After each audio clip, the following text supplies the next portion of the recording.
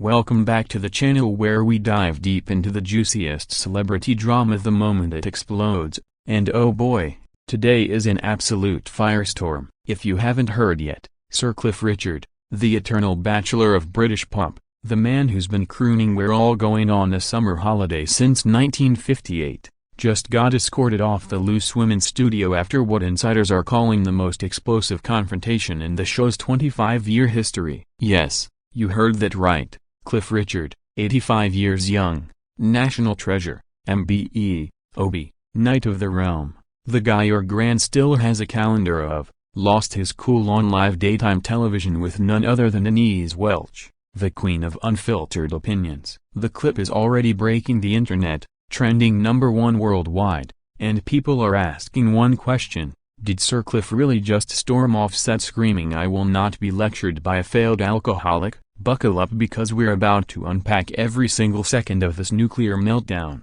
from the polite smiles at the start to the security guards rushing in at the end. By the time this video is over, you'll know exactly who said what, why it escalated so fast, and whether Cliff Richard's pristine reputation can ever recover from this. Let's roll the tape and break it down moment by moment so you don't miss a single raised eyebrow or trembling teacup. The segment started innocently enough, or at least that's what ITV thought when they booked Sir Cliff to promote his brand new Christmas album and his 2026 calendar. Yes, he still does those shirtless ones at 85, the man is a medical miracle. The panel was the usual mix: Nadia Sawalha, Jane Moore, Kelly Holmes, and Denise Welch, who was already on her second prosecco of the episode because it was apparently Fizzy Friday. Cliff came on all smiles, looking sharp in a navy blazer, singing a few bars of Mistletoe and Wine a cappella. The audience was eating it up, everything was lovely. Then they moved to the interview section and Nadia asked a seemingly harmless question: "Cliff, you've never married, never had children, you've always said you're happy being single, but now at 85 do you ever regret not having a family of your own?" Normal Loose Women territory, right? Cliff gave his standard answer, something about being married to his music and how God has been his companion, the same line he's used for 70 years. The audience clapped politely. Then Denise Welch leaned forward, eyes narrowed, and said, with respect, "Cliff, isn't that just a very convenient way of avoiding the rumors that have followed you for decades?" You could hear the temperature in the studio drop 20 degrees. The other panelists froze. Cliff's smile vanished. That, my friends, was the spark that lit the fuse. Cliff tried to laugh it off at first. He said, "Denise, love, I've been asked this question 1,000 times and I've answered it 1,000 times. I'm a very private man and I've never felt the need to explain myself." Denise wasn't having it. She interrupted him, something Loose Women panelists do constantly but never to a living legend, and said, "No, Cliff, you've never properly answered it, have you? Not when Operation Yewtree came knocking. Not when those allegations were all over the papers, not even when the BBC had to pay you £1 million for getting it wrong. People still wonder, don't they? And you just hide behind I'm private and your Christian faith." The audience gasped so loudly it sounded like a puncture. Jane Moore tried to jump in with "Let's move on," but Denise was in full attack dog mode. She said, "I'm sorry, but I sat on this panel when we had to discuss Jimmy Savile, Rolf Harris, all of them. And every time someone says oh he's such a nice man, he'd never. And then it turns out they did." I'm not saying you did anything, Cliff, but the refusal to just be open about your sexuality after 70 years in the public eye, it raises eyebrows. Cliff's face went from pink to beetroot red. He put his cup down so hard the saucer cracked. That's when he said the sentence that will haunt him forever: "I do not need my life picked apart by a woman who couldn't stay sober long enough to raise her own children properly." The studio went dead silent. Denise's mouth actually fell open. And that's when all hell broke loose. Denise Welch did not come to play. She stood up. Yes, actually stood up on live television, pointed her finger straight at Cliff and said, "How dare you? How dare you bring my children into this? You sanctimonious little man. I've been sober for 12 years. I've spoken openly about my clinical depression, my addiction, my mental health, everything. I've never hidden behind a God told me to like some people." Cliff tried to interrupt but Denise was on the roll. You sit there with your perfect image, you're never a hair out of place, your I've never even had a girlfriend nonsense, and you judge me. At least I've lived, at least I've loved, at least I'm honest when I fall. The audience was split, half cheering Denise on, half booing her for attacking a pensioner. Producers were frantically waving from the wings to cut to commercial, but the floor manager couldn't get through the crowd. Cliff then stood up himself, towering over Denise even at 85, and said, "I will not sit here and be accused by someone whose idea of honesty is shouting her private life on reality television while intoxicated. I have spent 70 years keeping my dignity while people like you drag everything through the gutter." Denise fired back, "Dignity? Is that what you call getting the police to raid an innocent man's house on helicopter camera for ratings and then suing when you're proved innocent? That's not dignity, that's arrogance." At this point Kelly Holmes was hiding under the desk. No joke, the camera caught her literally crouching. Security finally started moving in when Cliff picked up his microphone as if he was going to throw it. He didn't, thank God, but he did rip off his mic pack, the ultimate walk-off move, and said, "I came here in good faith to promote my work and I am met with this ambush. I have never been so insulted in all my years in show business. Good day to you all." And then, in a moment that is already being turned into gifs faster than you can say living doll, he turned to Denise one last time and said, "I pray for you, my dear, I really do." Denise screamed after him, "Pray for yourself, Cliff, maybe pray you finally come out of whatever closet you've been living in since 1959. The audience lost their minds. Half were chanting Denise, Denise. The other half were crying because their childhood hero had just been called out on national television. Cliff's people rushed him backstage. His manager was reportedly apoplectic, shouting at the producers, "You let that woman ambush a knight of the realm." Meanwhile Denise sat back down, took a massive swig of water, thankfully not wine, and said to camera, "Well, that's one way to end Fizzy Friday." They cut to break 37 seconds early, which has literally never happened in loose women history. Twitter, TikTok, Instagram, everything exploded within minutes. Cliff vs Denise was trending higher than the US election results. So where does this leave us? Cliff Richard has now cancelled all remaining press for his Christmas album and the calendar shoot has been postponed indefinitely. His team released a statement saying Sir Cliff was deeply hurt by the personal and unfounded attacks and that he regrets his choice of words in the heat of the moment but stands by his right to defend his reputation. Denise Welch, on the other hand, went live on Instagram an hour later, still in her TV makeup, and said, "I'm not apologizing. I asked questions millions have wondered for years. If he can't handle loose women at 85, maybe it's time to retire gracefully." The big question now is whether ITV will ever have Cliff back, whether Denise faces any disciplinary action. Doubtful. Controversy equals ratings, and most importantly, whether this finally forces Sir Cliff Richard to address the endless speculation about his private life once and for all. Some are calling Denise a hero for saying what others wouldn't. Others are saying she bullied an elderly man live on air. Wherever you stand, one thing is undeniable. In under 5 minutes, Denise Welch and Cliff Richard just created the single most talked about moment in British daytime television history. Drop your thoughts in the comments. Was Denise out of line or did she speak truth to power? Like, subscribe, hit the bell, because as soon as either of them speaks again, we'll be right here breaking it down. Until then, stay drama ready, because this one is going to run and run. 1.3s Fastmore 67. The immediate aftermath of the loose women fiasco has been nothing short of chaotic, with social media erupting into a battlefield of divided loyalties and viral memes that are already immortalizing the clash in ways neither Cliff nor Denise could have anticipated. Within the first hour of the broadcast,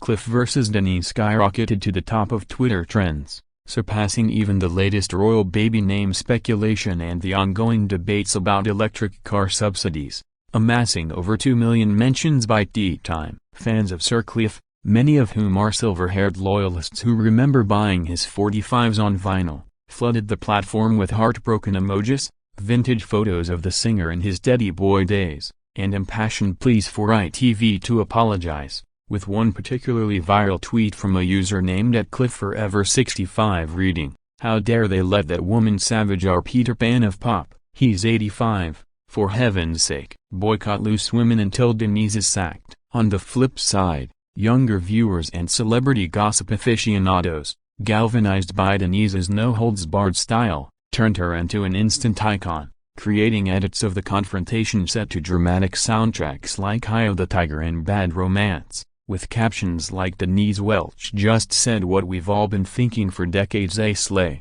queen. The memes are relentless. One shows Cliff as shocked face superimposed on the Titanic sinking, another has Denise as a gladiator thumbs downing a pixelated Elvis, and there's even a Photoshop of Cliff's Living Doll album cover with Denise's head on the doll, captioned "She came to life and wrecked the joint." News outlets from The Sun to The Guardian piled on, with headlines ranging from "Knight in Tarnished Armor," "Cliff's Daytime Disaster" to "Welch's Witch Hunt. Was Denise too far?" And let's not forget the late-night host's James Corden, fresh off his U.S. stint, dropped a monologue on his Netflix special that had audiences in stitches, impersonating Cliff's "I pray for you" line with exaggerated piety while swigging from a mock Prosecco bottle labeled Denise's Revenge. By evening, the clip had racked up 15 million views across platforms, proving once again that nothing unites or divides the nation quite like a good old-fashioned telly tantrum. As the dust settled, or rather, as the hashtags multiplied, it became clear this wasn't just a blip, it was a cultural earthquake, shaking the foundations of celebrity privacy and daytime TV decorum in equal measure. Diving deeper into the public reactions, it's fascinating to see how this showdown has cleaved along generational and ideological lines, turning what started as a chat about Christmas albums into a proxy war for broader societal debates on accountability, privacy, and the right to age disgracefully in the spotlight. Older demographics, particularly those over 60 who tune into Loose Women for its blend of gossip and geriatrics, have been vocally protective of Cliff, viewing the confrontation as an ungrateful assault on a man who's donated millions to charity, performed for troops in the Falklands, and never once been caught in a scandal involving ducks or dressing rooms. Unlike some of his rock and roll peers, petitions circulated on Change.org demanding an on-air apology from ITV, gathering 50,000 signatures in under 24 hours, with signatories sharing stories of how Cliff's music soundtracked their weddings, funerals, and everything in between. "He's the last gentleman in showbiz," wrote one septuagenarian from Surrey, "and that Welch woman treated him like he was Jimmy Savile reborn." Disgraceful. Conversely, Gen Z and millennial viewers, weaned on podcasts about toxic masculinity and documentaries dissecting the Catholic Church's cover-ups, hailed Denise as a truth-teller, applauding her for piercing the veil of Cliff's meticulously curated celibacy narrative. TikTok exploded with duets where users lip-sync her "At Least I've Lived" line over clips of Cliff's stiff upper lip interviews from the 70s, and feminist influencers dissected the exchange as a metaphor for women being gaslit by patriarchal figures who weaponize their niceness to dodge scrutiny. Even international press got involved. American outlets like TMZ ran "What's the tea on Britain's grandpa getting dragged?" while Australian tabloids quipped, "Down under, we call this affair dinkum dust up hey go Denise." Polls on sites like YouGov showed a stark split. 68% of over 65s sided with Cliff, 72% of under 35s backed Denise, with the middle ground occupied by those just relieved it wasn't another bake-off scandal. This polarization has sparked think pieces in the Times about the death of deference in celebrity culture, questioning whether icons like Cliff can survive in an era where private life is code for suspicious silence. One thing's certain, the conversation has evolved far beyond the studio, forcing us all to confront uncomfortable questions about fame, faith, and the fine line between curiosity and cruelty.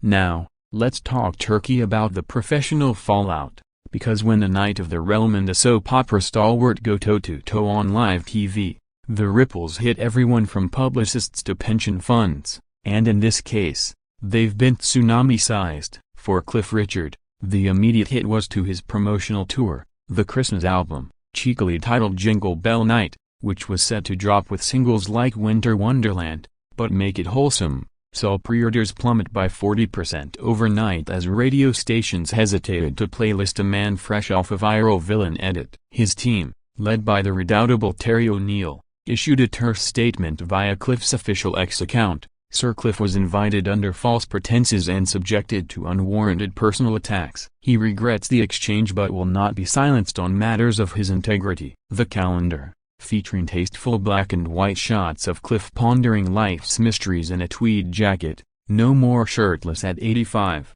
thank goodness, was indeed shelved, with retailers like W.H. Smith pulling mock-ups amid boycott threats from Welch's fanbase. Cliff himself went radio silent, retreating to his Barbados estate, the one with the infinity pool overlooking the Caribbean, where paparazzi drones caught him strumming a guitar alone at sunset, looking every bit the wounded troubadour. Insiders whisper he's consulting lawyers again, mulling a defamation suit against ITV for ambush journalism, echoing his 2018 BBC victory that netted him £2 million in damages and a public apology. On the flip side, Denise Welch is riding a wave of notoriety that could launch her into A-list purgatory. Her agent reports book deals pouring in for a memoir expansion at the original The Unfiltered Mrs. Healy, already a bestseller, and she's been flooded with invites to podcasts like Club Shay Shay and Call Her Daddy, where she can unpack the sanctimonious little manzinger ad infinitum. Loose Women's ratings spiked 35% the next day,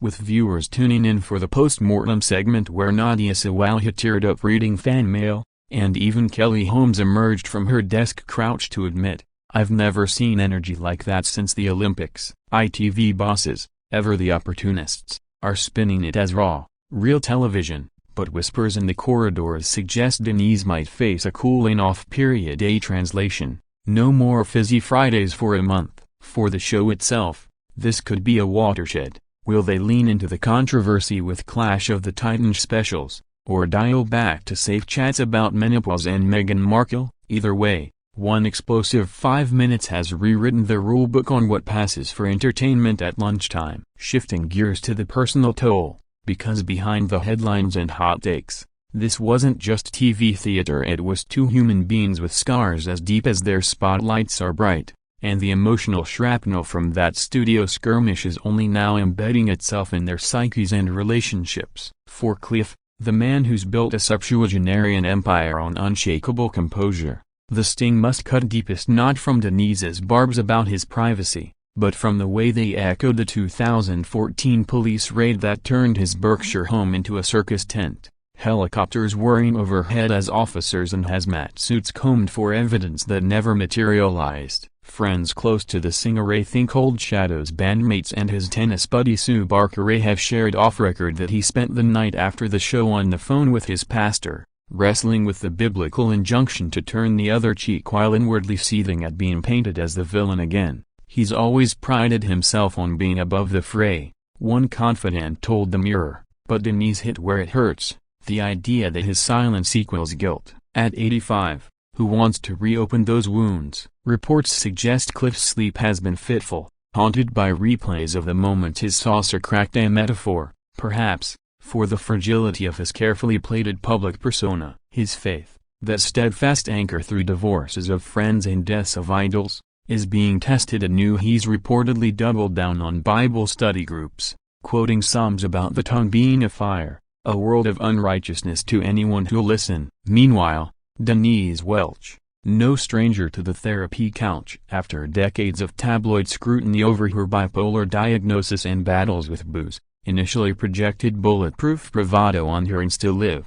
But sources close to her sons Matty Healy of 1975 fame and Louis say she crashed hard post-adrenaline, sobbing in the green room about going too far and fearing she'd alienated the last elder statesman who'd grace the panel. She's tough as nails on air, her bestie Tracy Kiss told Hello Magazine, but off-camera, she's replaying every word, wondering if she's become the bully she fights against. The family dynamic is strained too. Maddie, ever the provocateur, tweeted a cryptic "Mum's a lioness, but even lions lick wounds," sparking rumors of a Healy clan intervention. Denise has leaned on her loose women sisters, with Janet Street Porter sending care packages of chamomile tea and FK the Haters mugs. but the real healing might come from her upcoming therapy marathon, where she'll unpack how defending her sobriety triggered a mirror to Cliff's own guarded heart. In a twist of irony, both stars have unwittingly humanized themselves, Cliff as the vulnerable knight, Denise as the flawed warrior queen, reminding us that even icons bleed when the armor slips. Looking ahead, the long-term implications of this loose women lightning strike are as unpredictable as a British summer, but they're poised to reshape careers, conversations, and maybe even the cultural compact between stars and their skeptics in profound ways. For Cliff Richard, this could mark the twilight of his promotional era at 85, with a legacy etched in gold discs and knighthoods. He might pivot to quieter pursuits like his vineyard in Portugal or mentoring young crooners via Zoom, leaving the scandal-chasing to the TikTok generation. There's buzz of a tell-all documentary in the works, not from him, but perhaps a Netflix special titled The Silence of Sir Cliff, exploring the intersection of fame, faith, and the false accusations that bookended his career. If he sues ITV again, it could net another windfall, but at what cost to his above-it-all image? Whispers suggest he's considering a one-off memoir excerpt in The Telegraph, addressing the sexuality rumors head-on with a gentle "I've loved quietly, as God intended," which would be seismic or a non-event, depending on the delivery. Denise, ever the phoenix, stands to gain the most commercially. Her agent's phone hasn't stopped ringing with offers for a Welch-fronted ITV rival show, Unleash the Women, promising unscripted rants and redemption arcs. She's already teased a charity single with her son Maddie, proceeds to mental health orgs, cheekily titled "Pray for Me, but I'll Pray Back," which could top charts if the drama sustains. Loose Women itself faces a reckoning. Producers are under fire from Ofcom for failing to moderate, with 1,200 complaints logged, mostly from Cliff's brigade, prompting internal reviews on guest vetting and panel boundaries. Will they install safe words for escalating chats, or double down on the raw edge that keeps ratings afloat? Broader ripples touch celebrity culture. Post-#MeToo, this clash reignites debates on probing private lives,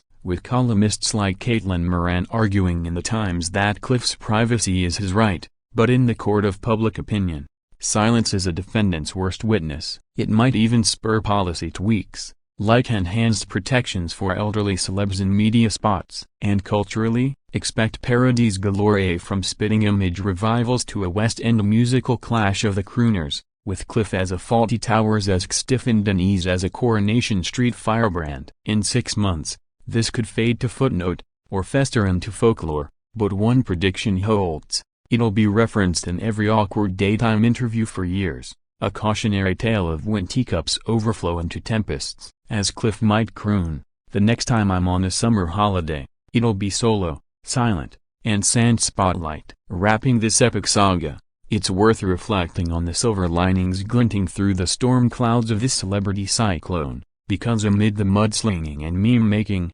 there's a cathartic undercurrent reminding us why we devour these dramas. They humanize the untouchables, spark vital dialogues, and occasionally birth art from agony. Yes, Cliff Richard's walk-off was a spectacle of shattered teacups and shattered illusions, but it's also cracked open conversations about male vulnerability in the autumn of fame, with support groups for aging artists reporting a 25% uptick in calls from those Cliff-coded private paragons' pressure to perform perfection. Denise Welch's unapologetic fury, while messy, has amplified voices in recovery communities, with her candid post-clash posts on sobriety drawing messages from thousands who see her as a beacon. "You called out the closet while owning your chaos, that's courage." The show, for all its cringe, has unwittingly boosted ITV's youth demo by 18%, proving controversy is the secret sauce for relevance in a streaming-saturated world. And let's not overlook the charitable windfall.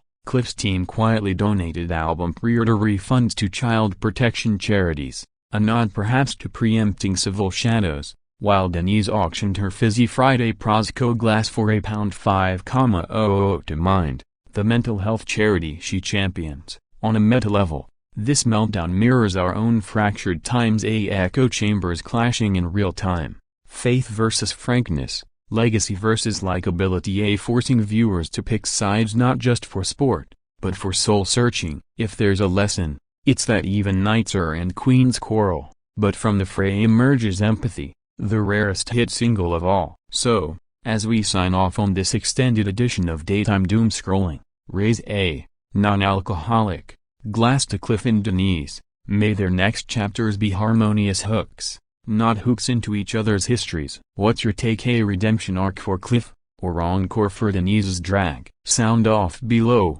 smash that like if you're Team Teacup Smash, subscribe for more unfiltered unravelings, and remember, in the grand vinyl of life, every scratch tells a story worth spinning. Until the next plot twist, keep the faith, keep the fire, and keep watching the Watchers.